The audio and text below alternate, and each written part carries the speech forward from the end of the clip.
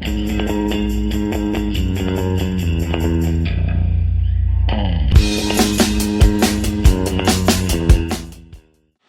guys, Steph Davis here from flipthiswholesaler.net, where I teach you to make more money, flip more houses, and kick more ass. I am here on a gorgeous Tuesday afternoon with a brand new Q&A Tuesday video for you guys.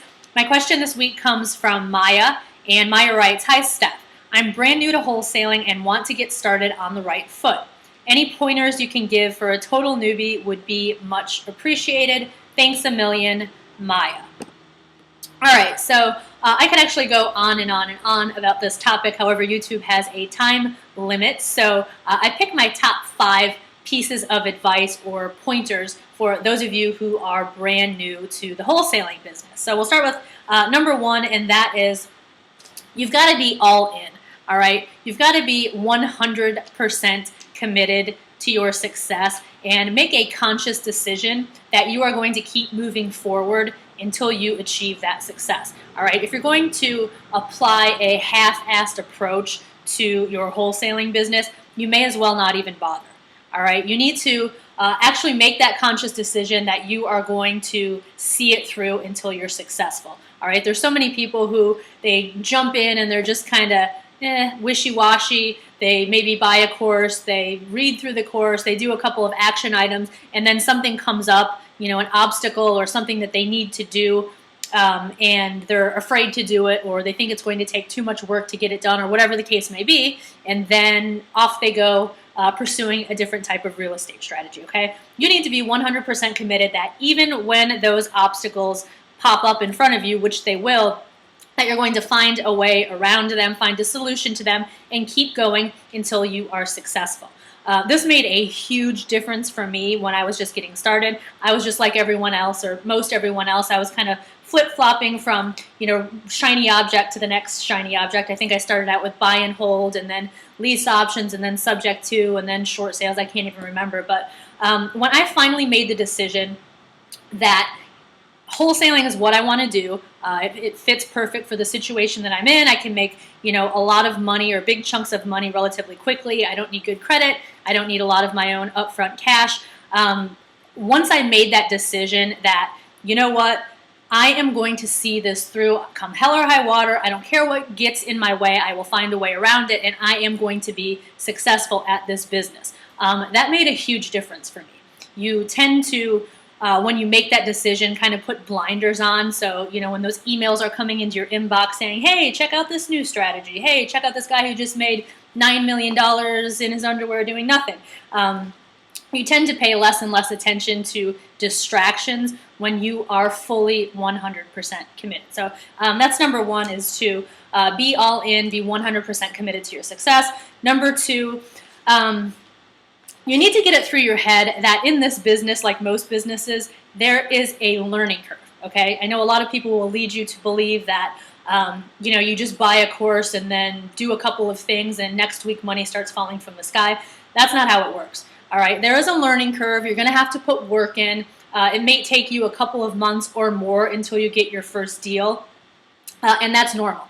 Everyone goes through it. I don't think I know anyone who you know, just started learning about wholesaling and then they went out the next day or the next week and got a deal. I'm not saying that that can't happen, because it can, but it's normal to experience struggles when you're just getting started, okay? There is a learning curve, so just know that going into it. And I'm not saying this to discourage anyone by any means, but I just want you to have an accurate, I guess, viewpoint of how this business works, and that there is some work that needs to be done up front, and there is a learning curve that you have to work through before you get to that payday. So that is number 2. Number 3, this is huge.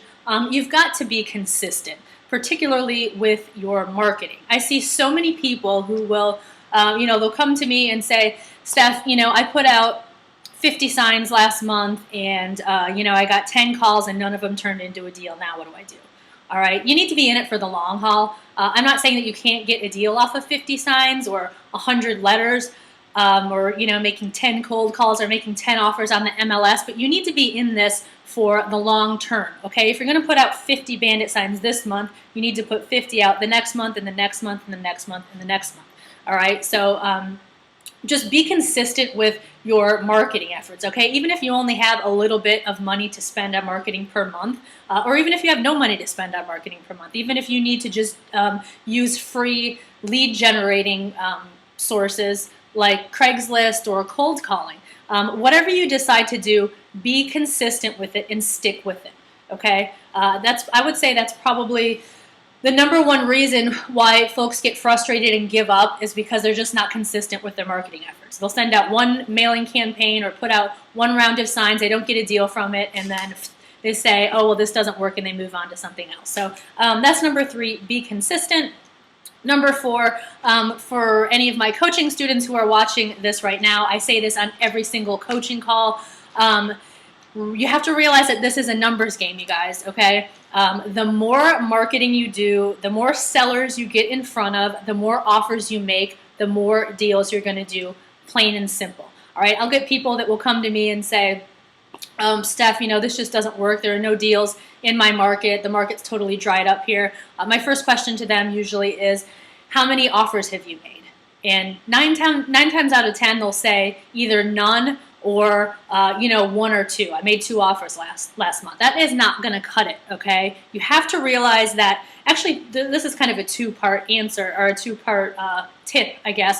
Number 1, you have to realize it's a numbers game, and number 2, you have to realize that the majority of the people that you talk to, the majority of the prospects that you talk to, are going to say no, all right? They're either going to tell you that you're crazy, there's no way that I'm going to give you my house, or there's no way that I'm going to sell you my house at that low of a price, or they're not going to have enough equity, maybe they're upside down, but the majority of people you talk to are going to say no, all right? So you have to talk to a lot of people until you get to that one motivated seller who has the equity in their property for it to be a good deal to you, all right? So just keep that in mind. If you've been doing this for a month or 2 and you've only talked to 5 sellers and you've got no deals, that's normal, all right? Keep talking to more sellers, keep doing more marketing, keep making more offers, and keep in mind that this is a numbers game, okay? The more offers you make, the more sellers you talk to, the more deals you're going to do, plain and simple.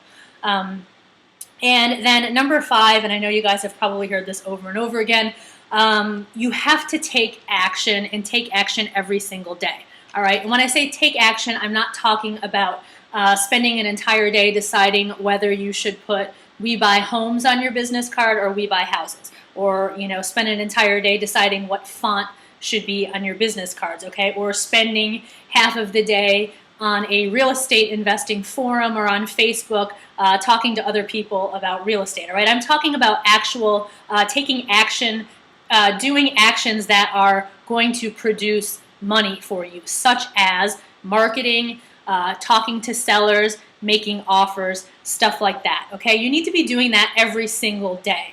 Even if it's a tiny little bit that you're doing, every day, even if you say I'm going to make 1 offer a day, doing that, you start to build momentum, and with momentum, you start to gain confidence, and it just kind of turns into a snowball effect, really. So you need to be taking action every single day. I see a lot of people who will, again, they'll go out and they'll put some signs out, they'll wait for the phone to ring. Maybe they won't get any calls, maybe they'll get a couple and they don't turn into a deal, and then that's kind of all they do for, a month or 2. All right, take action every single day. And again, action that is going to bring income to you, not action that's going to waste your time.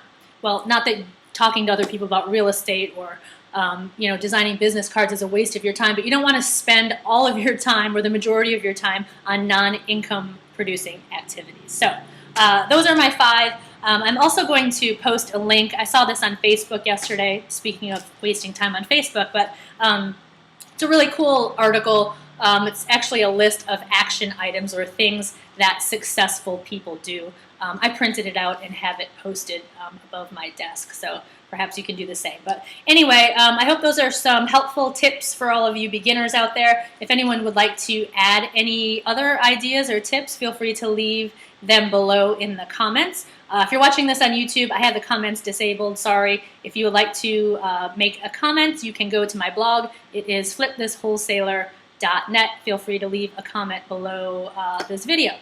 That's all for today. See you guys next Tuesday. Bye.